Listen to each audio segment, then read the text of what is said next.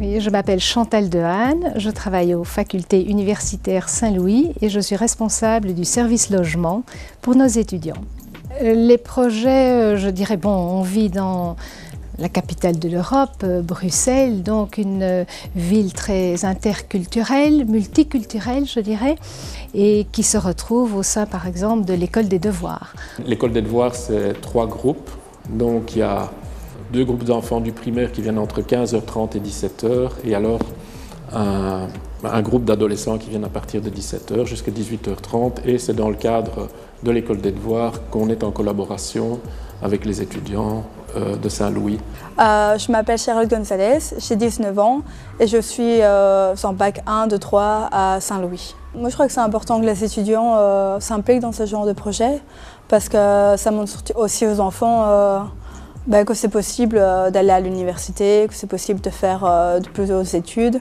Je propose donc tous ces projets aux étudiants qui font alors leur choix de façon individuelle. Ce ne sont pas des maisons de cotes où tous les étudiants suivent le même projet. La raison pour laquelle j'ai choisi ce projet, c'est parce que j'aime bien le rapport avec les enfants et je trouvais ça chouette de pouvoir les aider pour leurs devoirs. Ils ont souvent des difficultés, surtout au niveau du français, parce que la plupart du temps, leurs parents ne parlent pas français, donc ils ne savent pas les aider spécialement dans leurs devoirs. Et puis pour nous, c'est aussi chouette parce que finalement, ça nous montre autre chose que la vie qu'on a à l'université. Souvent, c'est beaucoup d'allers-retours entre le COT et l'UNIF, et finalement, on ne voit pas grand-chose du reste de Bruxelles. Donc un étudiant qui souscrit à un projet social s'engage pour une année académique complète.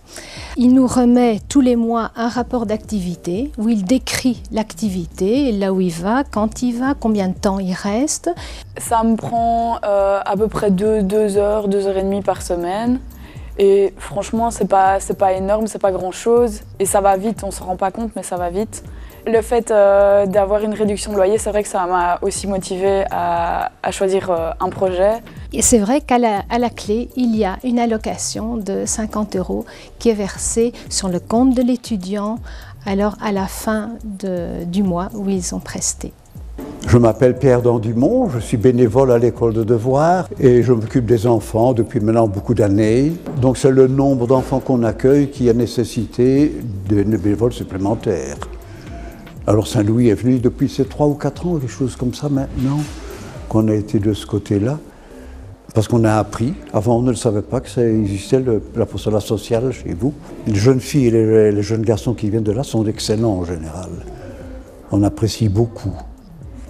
Je m'appelle Anne Guisset, j'ai 21 ans, je suis une ancienne étudiante des facultés Saint-Louis et pour le moment je suis en première année de master en sciences politiques à l'UCL.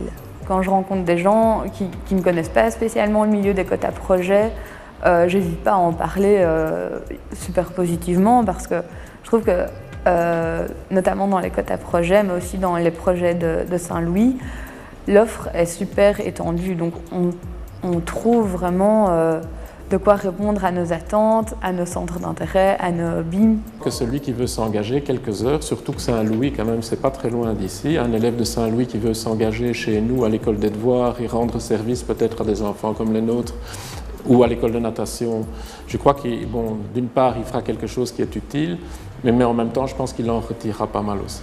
J'aimerais que ce côté choix personnel de projet social continue le plus longtemps possible. Parce que je crois que pour l'avenir de Bruxelles et même l'avenir de nos jeunes, il est important de donner un peu de son temps.